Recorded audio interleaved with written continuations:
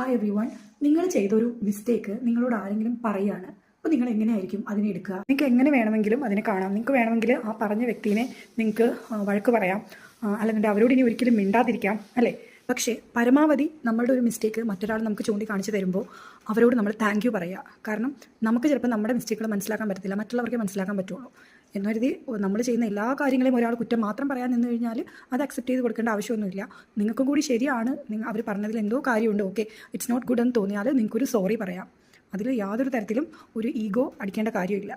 So ഏതൊരു റിലേഷൻഷിപ്പിലാണെങ്കിലും എന്തെങ്കിലും പ്രശ്നങ്ങൾ ഉണ്ടാകുമ്പോൾ നമുക്ക് വേണമെങ്കിൽ ആ പ്രശ്നം ഉണ്ടായതിൻ്റെ പേരിൽ അത് ഒഴിവാക്കി നമുക്ക് നടന്ന് മുന്നോട്ട് നീങ്ങാം. അതല്ല എന്നുണ്ടെങ്കിൽ നമുക്ക് ക്ഷമിച്ചുകൊണ്ട് അല്ലെങ്കിൽ ഒരു സോറി പറഞ്ഞുകൊണ്ട് നമുക്കതിനെ നല്ല രീതിയിൽ തന്നെ പഴയ പോലെ തന്നെ, അത് നിങ്ങളുടെ ഉള്ളിലെ ഈഗോ എങ്ങനെയുണ്ട് എന്നതനുസരിച്ചിരിക്കും അത് നിങ്ങൾ മുന്നോട്ട് കൊണ്ടുപോകുന്നത്. നിങ്ങൾ ഈഗോ ഉള്ളൊരു വ്യക്തിയാണെന്നുണ്ടെങ്കിൽ ഒരിക്കലും നിങ്ങൾക്ക് ക്ഷമിക്കാൻ കഴിയില്ല.